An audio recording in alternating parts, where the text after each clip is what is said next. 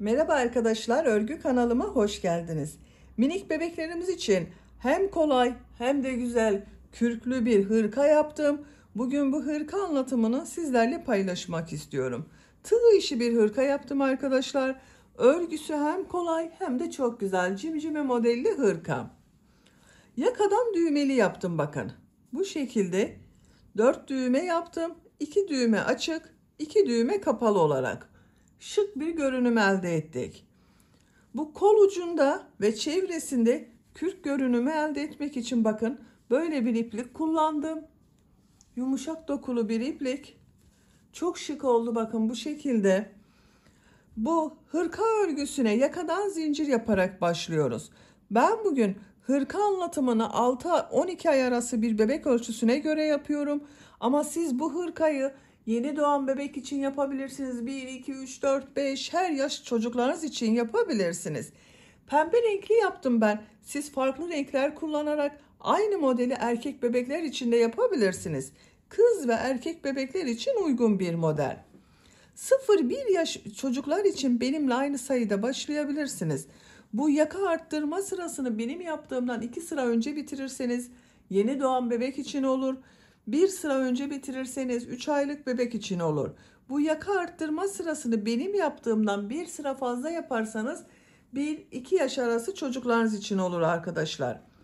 Daha büyük çocuklar için yapmak istiyorsanız bu zincir sayısını daha fazla başlamanız gerekiyor. Bu hırka örgüsünde iplik olarak pembe bir renk iplik kullandım. Kullandığım iplik üzerinde 100 gram iplikte 330 metre var. 2 adede yakın iplik kullandım. İkinci yumaktan bakın bu kaldı. Bu gri renkli iplikler olarak da gri renkli iplik bitti. Ama bakın dokusunu görün diye bu renki gösteriyorum arkadaşlar. Farklı dokulu bir iplik kürk görünümü oluyor ördüğümüz zaman. Markası bu Polar Pofi diye bir marka. Üzerinde 100 gram iplikte 165 metre var. Bundan ben takım yaptım. İplik bitti arkadaşlar. Onun için size mavi renk iplik gösteriyorum. Tığ olarak ben bugün bu tığı kullandım. 5 numara 3 milimetre tığ kullandım. Benim elim sıkı değil. Onun için yaptığım örgüler yumuşak oluyor. Bu tığı kullanıyorum. Sizin eliniz sıkıysa 3,5-4 milimetre tığları kullanırsanız çok daha güzel olur arkadaşlar. Ben bugün bu renk iplikleri kullandım. Kız bebek için yaptım. Siz bu hırka örgüsünde istediğiniz marka iplik ve renkleri kullanarak yapabilirsiniz. Bu hırkayı takım yapmak isterseniz yine bakın aynı modeli yaptığım çok güzel bir bebek şapkası var. Bu şapkayı da ben 6 aylık bebek baş ölçüsüne göre yaptım. Kürk görünümlü güzel bir şapka. Hem kullanışlı hem de güzel. Buna takım yapmak isterseniz yine tığ işi çok güzel bir pantolon var. Bakın kız bebek için yaptım. Çok güzel modelli bir pantolon. Bunun gibi güzel bir takım yapmak isterseniz ben pantolon ve şapka anlatımını yaptım. YouTube kanalıma yükledim. Bunların olduğu YouTube linkini izlediğiniz bu videonun açıklama bölümüne ekliyorum. Siz o linkler üzerine tıklarsanız bunlar gibi güzel bir takım yapabilirsiniz. Biz bugün bu güzel modelli tığ işi hırkayı yapacağız. Arka görüntüsüne bakalım. Arka görüntüsü bu şekilde. Çok kolay ve şık bir model arkadaşlar. Ölçülerini videonun sonunda ölçüyorum. Tekrar ölçerek zaman geçirmek istemiyorum. İplik tığ hazırlayalım. Hep birlikte bu güzel modelli tığ işi hırka örgüsüne başlayalım. Örgü kanalıma abone değilseniz abone olmayı unutmayın lütfen. Örgü kanalıma abone olmak ücretsiz. Örgü kanalıma ücretsiz abone olup orada bulunan zil şeklini dokunarak açık yaparsanız kanalıma video yüklediğim zaman ilk önce size bildirim gelir. Örgülerimden herkesten önce sizin haberiniz olur. İzlediğiniz videolarıma beğeni ve yorumlarınızı yaparsanız çok sevinirim arkadaşlar. Hepinize kolay gelsin. İyi çalışmalar.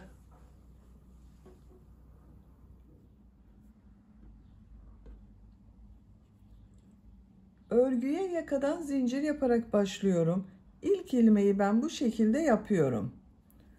Zincirleri yapmaya başlıyorum. Çok sıkı zincirler yapmıyorum. Bakın bu şekilde çok sıkı olmayan zincirler yapıyorum. 68 zincir yapalım. 68 zincir yaptım. Çok sıkı zincirler yapmadım. Bu 68 zincirin kaç santimetre olduğunu ölçüyorum. 28 santimetre zincir uzunluğu var.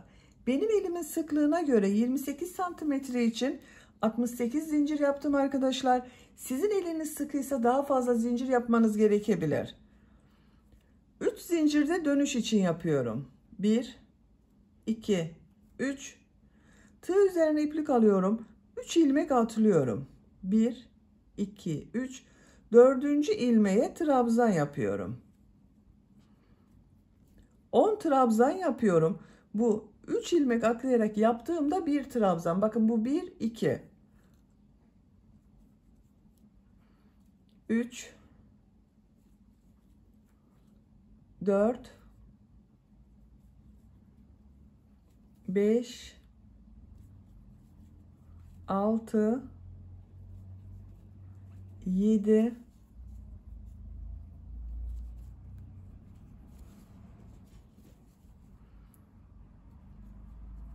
8,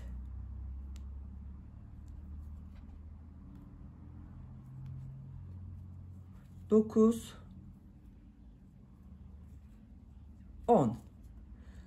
2, 4, 6, 8, 10 trabzan yaptım. Arttırma yeri için 2 zincir yapıyorum. Bu ilmeğe kol bölümü için trabzan yapıyorum. 14 trabzan yapıyorum arkadaşlar.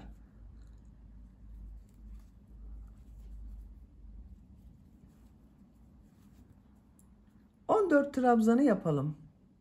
Kol bölümü için 14 trabzan yaptım. 2, 4, 6, 8, 10, 12, 14. Arttırma yeri için 2 zincir yapıyorum. 20 trabzan yapıyorum.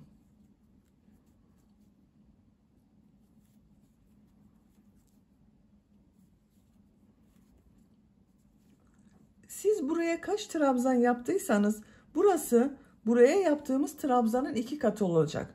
Ben buraya 10 trabzan yaptım. Buraya 20 trabzan yapıyorum. 20 trabzanı tamamlayalım. 20 trabzan yaptım. Bakın görüntüsü bu şekilde oldu. Arttırma yeri için 2 zincir yapıyorum. Kol bölümündeyim arkadaşlar. Bu kol için 14 trabzan yaptım. Buraya da 14 trabzan yapıyorum.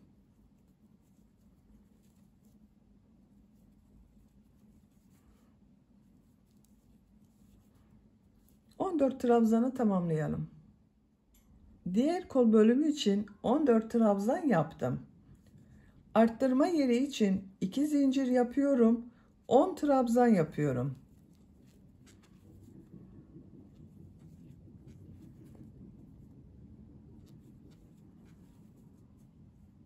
Sıra sonuna kadar devam edelim. 10 trabzanı yaptım. Bu sırada yaka ayrımlarını yaptık. Sıra başında ve sıra sonunda 10 trabzan yaptım.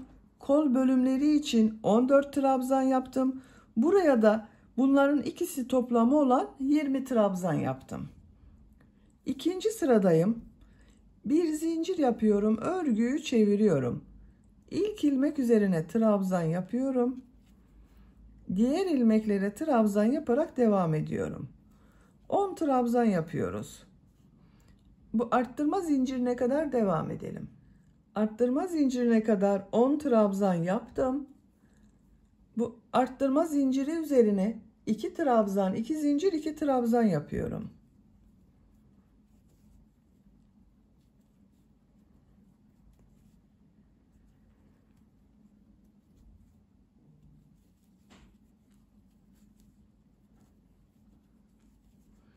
İki trabzan, 2 zincir, 2 trabzan yaptım. Kol bölümünde 14 trabzan yaptım arkadaşlar. 14 trabzan yapıyorum.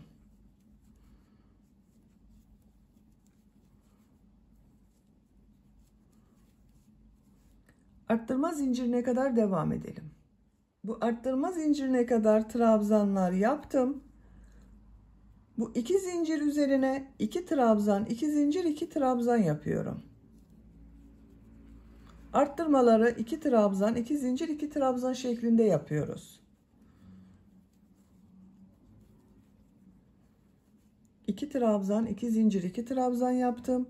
Diğer ilmeklere trabzan yaparak devam ediyorum. 20 trabzan yaptım, 20 trabzan yapıyoruz.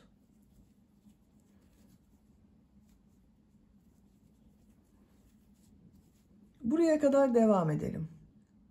Arttırma zincirine kadar trabzanlar yaptım. Buraya 2 trabzan, 2 zincir, 2 trabzan yapıyorum.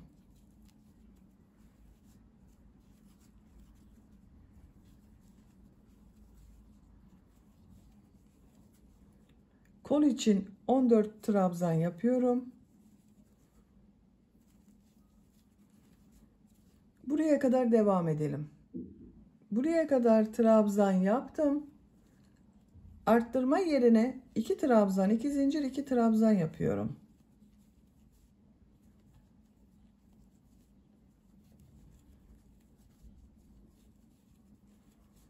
Bu 10 ilmek üzerine 10 trabzan yapıyorum. Sıra sonuna kadar devam edelim.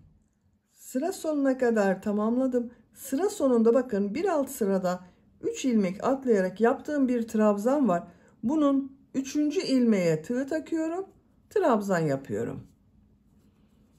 Buraya da 10 trabzan yaptım arttırmadan sonra. Bir zincir yapıyorum. Örgüyü çeviriyorum.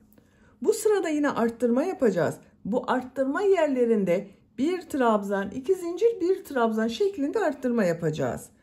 İlk ilmeğe trabzan yapıyorum. Diğer ilmeklere trabzan yaparak devam ediyorum. Buraya kadar devam edelim. Arttırma yapacağım yere kadar trabzanları yaptım. Arttırma zincirinin üzerine bir trabzan, 2 zincir, bir trabzan yapıyorum.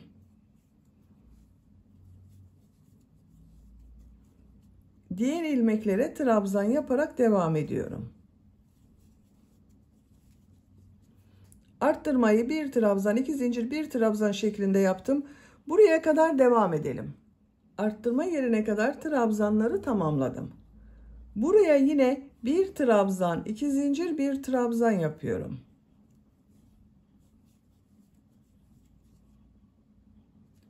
Diğer ilmeklere birer defa trabzan yapıyorum. Buraya kadar devam edelim. Bu arttırma yerinde ve bu arttırma yerinde yine bir trabzan, 2 zincir, bir trabzan yapalım. Diğer ilmeklere birer defa trabzan yapalım. Sıra sonuna kadar tamamlayalım. Sıra sonuna kadar tamamladım. Bu sırada bakın bu arttırma yerlerinde bir trabzan, 2 zincir, bir trabzan yaptım. 4. sıradayım. Bir zincir yapıyorum. Örgüyü çeviriyorum. Bu sırada arttırmaları 2 trabzan, 2 zincir, 2 trabzan şeklinde yapıyoruz. İlk ilmek üzerine trabzan yapıyorum. Diğer ilmeklere trabzan yaparak devam ediyorum. Arttırma yerine kadar devam edelim. Arttırma yapacağım yere kadar trabzanları yaptım. Arttırma zincirinin üzerine 2 trabzan, 2 zincir, 2 trabzan yapıyorum.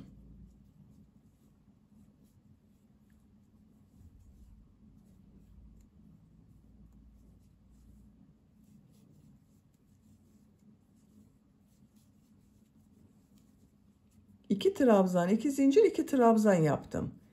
Diğer ilmeklere birer defa trabzan yapıyorum. Buraya kadar devam edelim. Arttırma yapacağım yere kadar trabzanları yaptım. Buraya 2 trabzan, 2 zincir, 2 trabzan yapıyorum.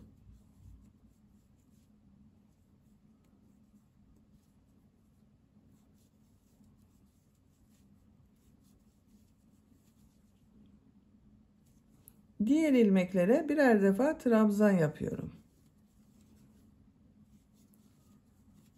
Bakın bu sırada arttırmaları 2 trabzan, 2 zincir, 2 trabzan şeklinde yapıyoruz. Bu arttırma yerinde ve bu arttırma yerinde de 2 trabzan, 2 zincir, 2 trabzan yapalım. Diğer ilmeklere birer defa trabzan yapalım. Sıra sonuna kadar tamamlayalım. Sıra sonuna kadar tamamladım. Bakın arttırma yerlerinde 2 trabzan, 2 zincir, 2 trabzan yaptım. Diğer ilmeklere birer defa trabzan yaptım. 4. sırayı bitirdik. Yakanın görüntüsü bu şekilde oldu.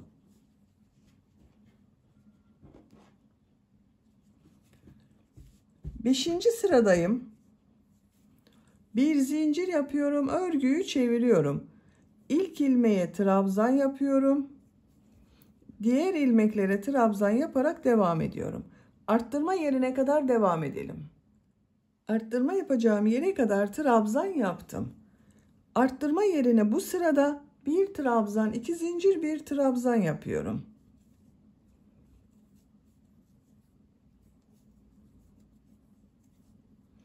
Diğer ilmeklere trabzan yaparak devam ediyorum. Arttırmalar bu şekilde devam edecek arkadaşlar. Bir sırada bir trabzan, iki zincir, bir trabzan şeklinde arttırma yapıyoruz. Bir sonraki sırada iki trabzan, iki zincir, iki trabzan yapıyoruz. Bakın 5. sıradayım. Bir trabzan, iki zincir, bir trabzan şeklinde arttırma yaptım.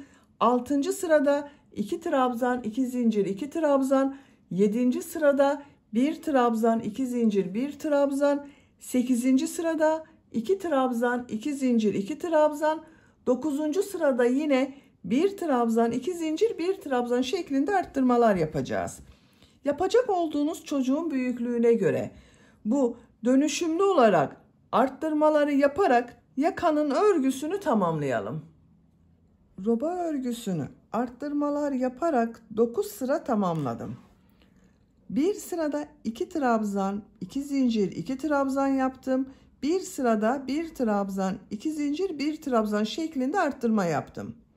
1, 2, 3, 4, 5, 6, 7, 8, 9. Santimetre olarak ölçüyorum. 10 santimetre yükseklik var. Şu şekilde katlıyorum. Bakın arkadaşlar, böyle. Benim yapacağım ölçü için yeterli. Siz bir beden büyük olsun istiyorsanız bir sıra daha arttırma sırası yapabilirsiniz. 10 sıra olarak tamamlayabilirsiniz. Küçük yapmak istiyorsanız da benim yaptığımdan bir sıra önce bitirirseniz daha küçük ölçüde olur. 10. sıradayım. 10. sırada kol ve gövde bölümünü birbirinden ayırıyorum. Artık örgüye gövdenin örgüsüyle devam ediyorum. Bir zincir yapıyorum, örgüyü çeviriyorum. Bir sıra trabzan sırası yapıyorum. İlk ilmek üzerine trabzan yapıyorum. Diğer ilmeklere trabzan yaparak devam ediyorum.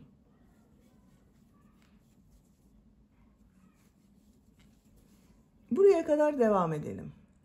Arttırma yapacağım yere kadar trabzanlar yaptım. Bu iki zincir üzerine iki trabzan yapıyorum. Kol altı için bir zincir yapıyorum. Tığ üzerine iplik alıyorum. Kolda bulunan bütün ilmekleri atlıyorum. Arttırma yerine iki trabzan yapıyorum. Diğer ilmeklere trabzan yaparak devam ediyorum. Bakın, kol bölümünü ayırdım. Ön ve arka bölümü birleştirdim. Buraya kadar devam edelim. Arttırma zincirine kadar trabzanları yaptım. Buraya 2 trabzan yapıyorum. Kol altı için bir zincir yapıyorum. Tığ üzerine iplik alıyorum. Kolda bulunan bütün ilmekleri atlıyorum. Arttırma zincirinin üzerine 2 trabzan yapıyorum. Bakın, diğer kolu da burada ayırdık. Diğer ilmeklere birer defa trabzan yapıyorum. Sıra sonuna kadar devam edelim. Sıra sonuna kadar tamamladım. Bu sırada bakın, kol ve gövde bölümünü birbirinden ayırdım. Ön ve arka bölümü birleştirdim. Artık örgü gövdenin örgüsüyle devam edecek. Bu sırada model yerleştirmeye başlıyorum. Bir zincir yapıyorum. Örgüyü çeviriyorum. İlk ilmeğe trabzan yapıyorum. Tığ üzerine iplik alıyorum. İkinci ilmeğe 2 trabzan yapıyorum.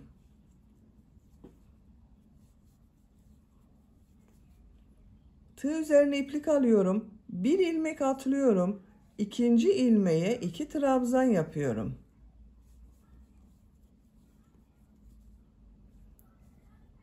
Bir ilmek atlıyorum, 2 trabzan yapıyorum. Aynı ilmeğe 2 trabzan yapıyoruz. Bir ilmek atlıyorum, 2 trabzan yapıyorum. Çok kolay arkadaşlar model. Bu şekilde sıra sonuna kadar devam edelim. Sıra sonuna kadar tamamladım. Son ilmeğe bir trabzan yapıyorum. Bu sırada bir ilmeğe 2 trabzan yaptık. Bir ilmek atladık. Bir ilmeğe 2 trabzan yaptık. Model bu arkadaşlar. Bir zincir yapıyorum. Örgüyü çeviriyorum. İlk ilmek üzerine trabzan yapıyorum. Tığ üzerine iplik alıyorum. Bu sırada bu 2 trabzan ortasına, bakın model yaptığımız 2 trabzan var. Bunun ortasına 2 trabzan yapıyorum. Tığ üzerine iplik alıyorum. Bu 2 trabzanın ortasına 2 trabzan yapıyorum.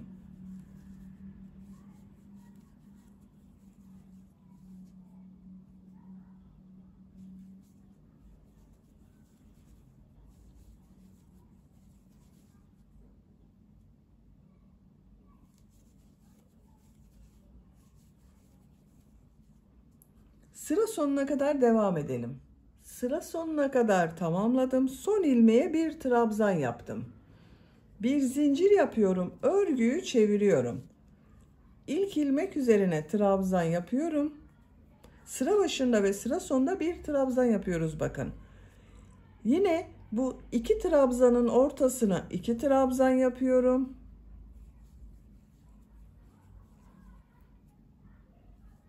Model gördüğünüz gibi çok kolay.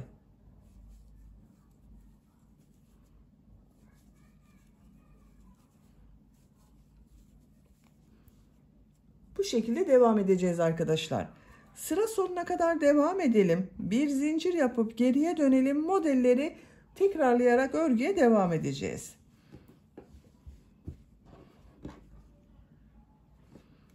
Yapacak olduğunuz çocuğun büyüklüğüne ve tercihinize göre bu model sırasını istediğiniz kadar tekrarlayarak gövdenin örgüsünü tamamlayalım. Gövde örgüsünü 18 model sırası yaptım. 1, 2, 3, 4, 5, 6, 7, 8, 9, 10, 11, 12, 13, 14, 15, 16, 17, 18. Santimetre olarak ölçüyorum.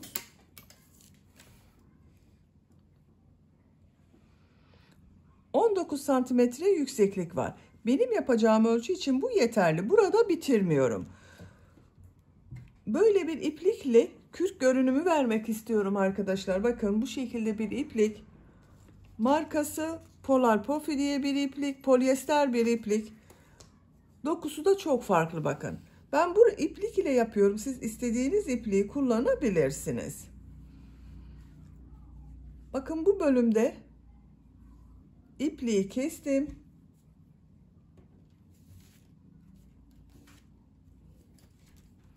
Buradan ilmek yapıyorum. Bu iplik ile 2 zincir yapıyorum. Aynı ilmeğe trabzan yapıyorum. Bu 2 zincirde bir trabzan. Diğer ilmeklere birer defa trabzan yapıyorum. Her ilmek üzerine bir trabzan yapıyorum.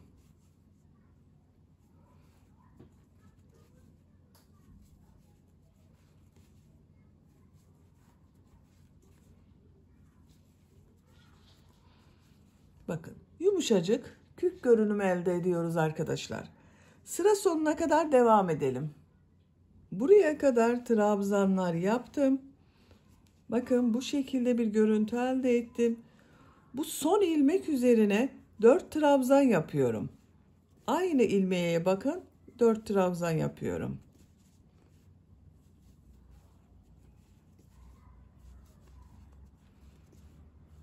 Bu ön bölümde de trabzan yaparak devam ediyorum.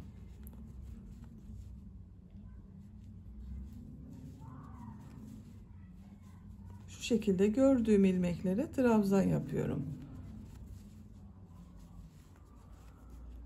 Bakın burada 4 trabzan yaptım bir ilmeği, onun için yuvarlak oldu. Yaka başlangıcına kadar devam edelim. Bu ön bölümde trabzan yaparak bakın yaka başlangıcına kadar tamamladım. Bu şekilde bir görüntü elde ettik. Bu yaka başlangıcında bu ilk ilmek içine 4 trabzan yapıyorum.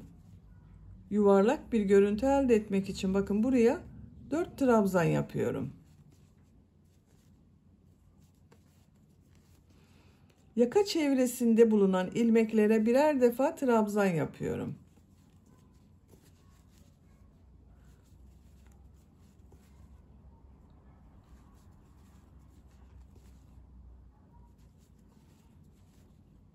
Bakın yakanın burası yuvarlak oldu.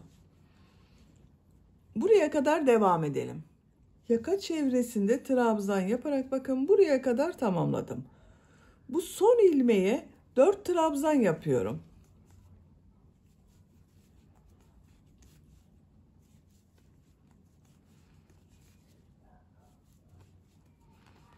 Bakın aynı ilmek içine 4 trabzan yaptım. Diğer ön bölümde de trabzan yaparak devam ediyorum.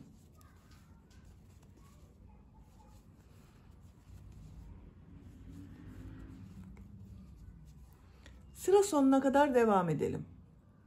Bu ön bölümde de bakın trabzan yaparak buraya kadar tamamladım. Bu ilk 2 trabzan yaptığım ilmeğe 2 trabzan daha yapıyorum. İlmek kaydırma yaparak birleştiriyorum.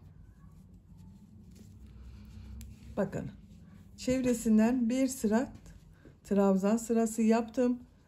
Bu uç bölümde 2 sıra yapmak istiyorum. Kürk görünümü daha güzel olsun diye bir zincir yapıyorum. İlmekler üzerine trabzan yaparak devam ediyorum. Bakın burada yuvarlak bir görüntü elde etmek için bir zincir yaptım. Diğer ilmeklere trabzan yaparak devam ediyoruz bakın.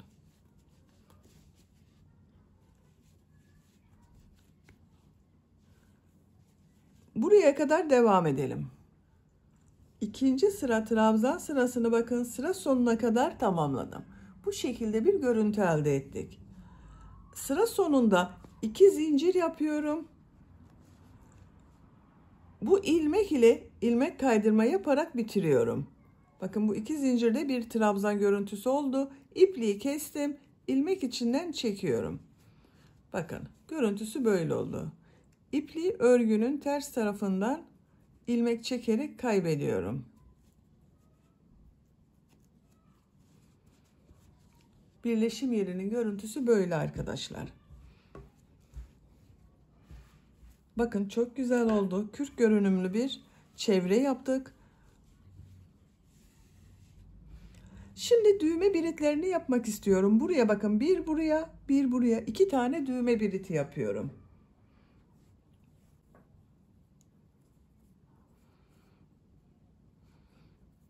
Zincirler yapıyorum. 17 zincir yapıyorum.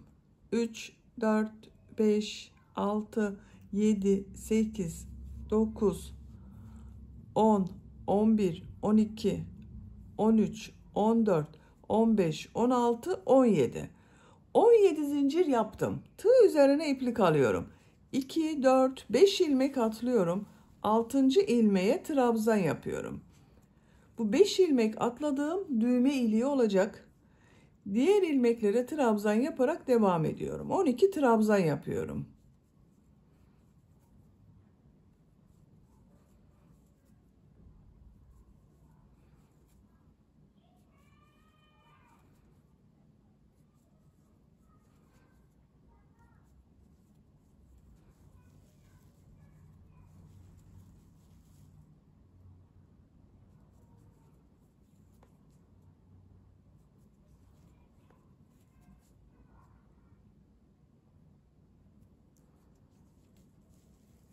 Bakın 12 trabzan yaptım.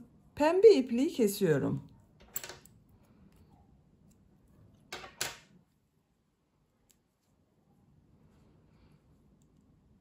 Burada bakın 5 ilmek atladım. Düğme iliği yaptım. Buraya da 12 trabzan yaptım. Bu ilmeği kestiğim bakın ipliği kestiğim ilmekten şu iplik ile bir ilmek yapıyorum. Sağlamlaştırdım. İlmek kaydırma yapıyorum. Bakın ilmeklere ilmek kaydırma yapıyorum. Sık iğne yaparsam çok kalın oluyor. İplik kalın olduğu için her ilmekten ilmek kaydırma yapıyorum.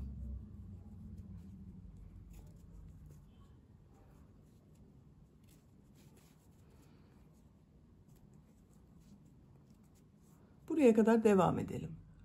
Bu 5 ilmek atladığım düğme iliği yaptığım yere kadar bakın ilmek kaydırma yaptım. Burada bu ilmek atladıklarımda bakın ilmeklere ilmek kaydırma yapıyorum.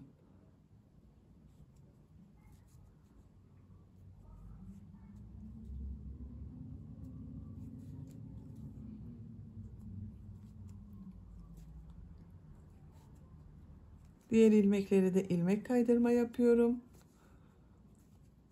Bakın burası düğme iliği oldu arkadaşlar. Sıra sonuna kadar ilmek kaydırma yaparak devam edelim. Sıra sonuna kadar ilmek kaydırma yaparak devam ettim. İpliği bakın ters taraftan çektim. Düğme biritinin birisini bitirdim arkadaşlar. Bundan 2 tane yapacağız. Ben ikincisini de hazırladım. Aynı şekilde başladım bakın. Bu şekilde hazır 2 düğme biriti. Şimdi bunlara düğme dikeceğiz. Bakın ben bu şekilde 4 tane düğme yapıyorum. Siz tercihinize göre istediğiniz gibi düğme kullanabilirsiniz. Şu şekilde dikeceğiz arkadaşlar. Bakın birisini buraya, birisini de ben bu kol ayrımı yaptığımız sıraya yapıyorum. İğneye iplik takıyorum. Bakın şu şekilde iğneye iplik taktım. Düğüm atıyorum. Örgünün ters tarafından şu şekilde sabitliyorum. Buraya düğmenin birisini yerleştiriyorum. Bakın şu şekilde düğme iliği karşı tarafta kalıyor. Buraya düğmeyi yerleştiriyorum bakın.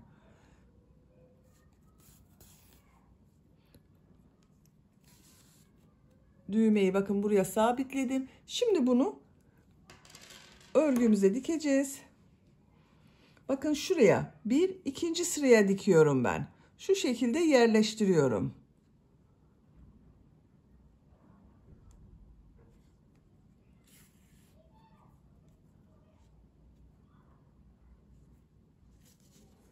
Birkaç defa dikebilirsiniz sağlam olsun diye.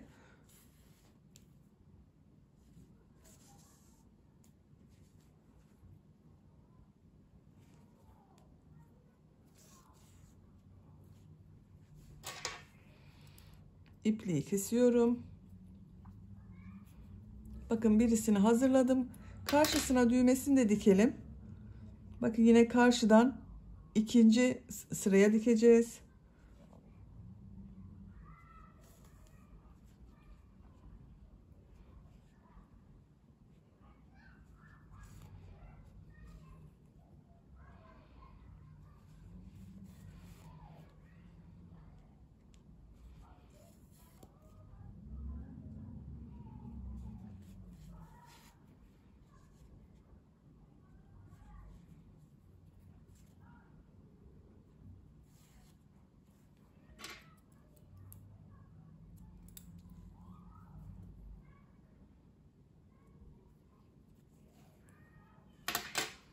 Bakın birisi hazır arkadaşlar. Şu şekilde yaptığım düğme iliğine takıyorum.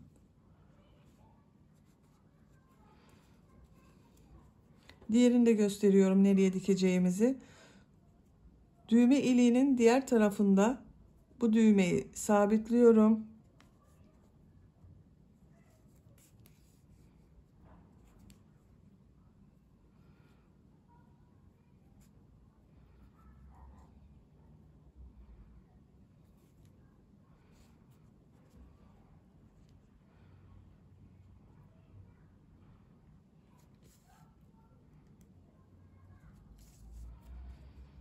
Bakın bu kol ayrımı yaptığım sıraya şu şekilde yerleştiriyorum. Buraya dikiyorum.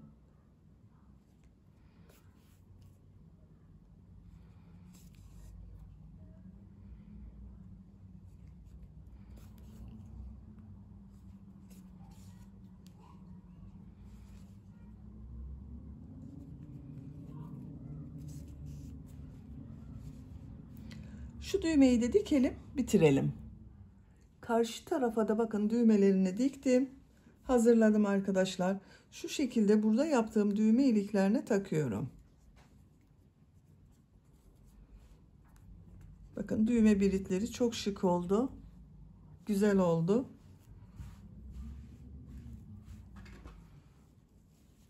Şimdi kol örgüsünü yapalım. Kol altından başlıyorum. Kol altında yaptığım bu ilmeğe iplik bağlıyorum. Buradan bir ilmek yapıyorum. Bakın trabzan sırası yapacağız. Trabzan sırasını nasıl yapacağıma bakıyorum. Bu trabzan sırası ters tarafından yapılmış. Şu şekilde örgüyü çeviriyorum. İlmekler üzerine trabzan yapıyorum koldaki. Bakın her ilmek üzerine bir trabzan yapıyorum.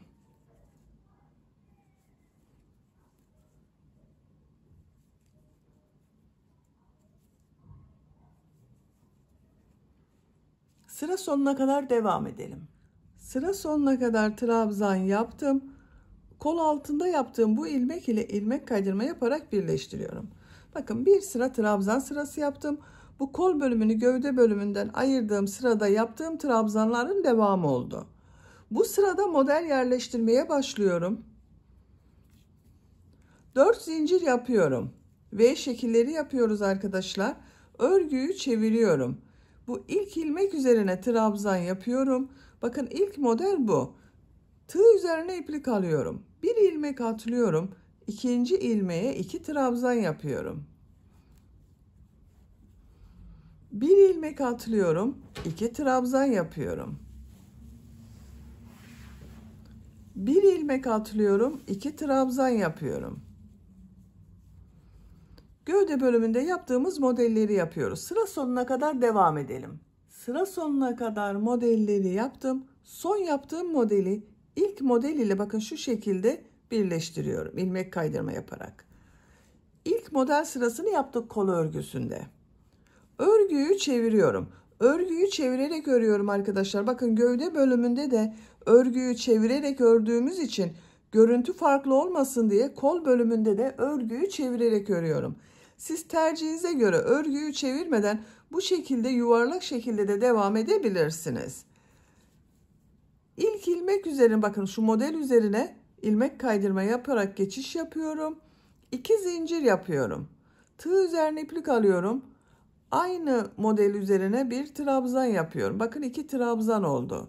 Tığ üzerine iplik alıyorum. İkinci model ortasına 2 trabzan yapıyorum. Diğer model ortasına 2 trabzan yapıyorum.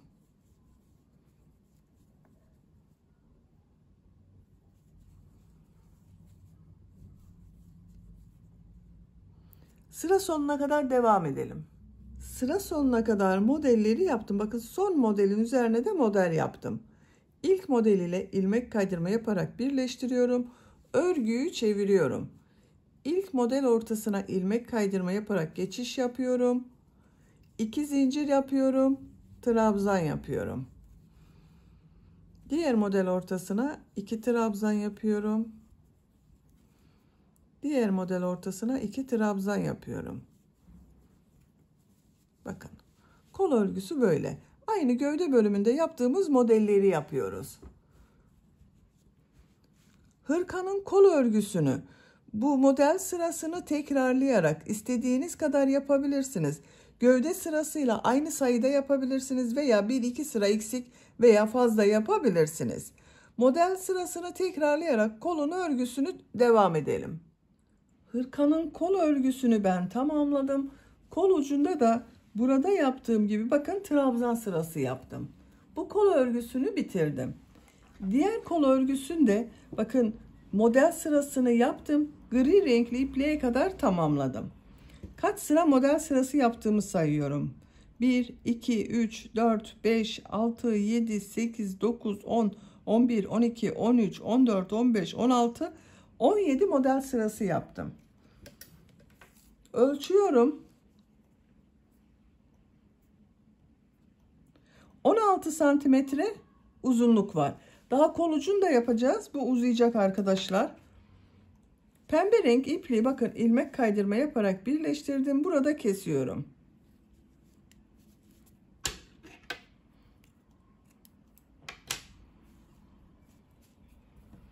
Gri renkli iplik ile devam ediyorum.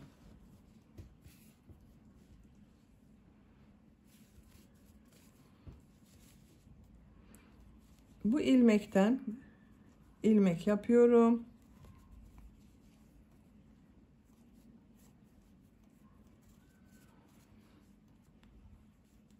İki zincir yapıyorum.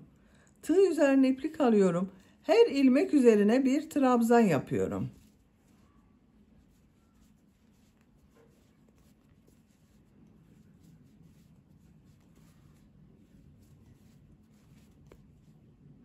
Sıra sonuna kadar devam edelim.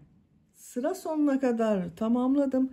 İlk yaptığım bakın bu iki zincirle ilmek kaydırma yaparak birleştiriyorum. Bir sıra trabzan sırası yaptım. Bakın görüntüsü böyle oldu. Siz isterseniz burada bitirebilirsiniz. Ben bir sıra daha trabzan sırası yapıyorum. Burada olduğu gibi. İki zincir yapıyorum. Bakın her ilmek üzerine bir trabzan yapıyorum.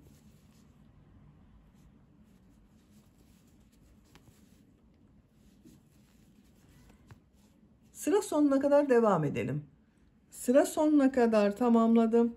Bu ilk ilmek ile bakın ilmek kaydırma yaparak birleştiriyorum. İpliği kesiyorum.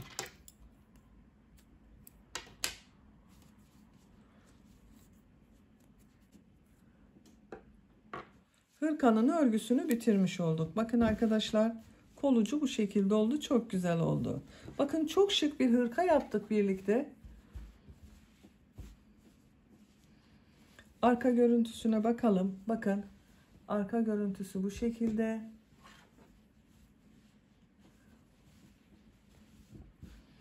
Düğmelerini de takıyorum.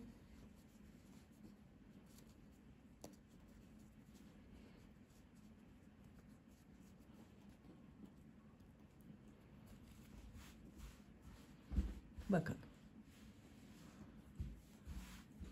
Bitmiş olarak size ölçülerini söylüyorum. Kol altının buradan gövde genişliğini ölçüyorum. 26 santimetre. Yüksekliğini ölçüyorum. Kol altından gövde yüksekliği 22 santimetre. Kol yüksekliğini ölçüyorum. 18 santimetre kol yüksekliği var. 6 aylık bir bebek için yaptım. Bu ölçüde oldu arkadaşlar. Bakın çok güzel oldu. Beni dinlediğiniz ve izlediğiniz için hepinize çok teşekkür ederim. Örgü kanalıma abone değilseniz abone olmayı unutmayın lütfen. Örgü kanalıma abone olmak ücretsiz. Örgü kanalıma ücretsiz abone olup orada bulunan zil şeklini dokunarak açık yaparsanız kanalıma video yüklediğim zaman ilk önce size bildirim gelir. Örgülerimden herkesten önce sizin haberiniz olur. İzlediğiniz videolarıma beğeni ve yorumlarınızı yaparsanız çok sevinirim arkadaşlar. Sizlerle yeni örgülerde görüşmek dileğiyle. Hoşça kalın, sevgiyle kalın.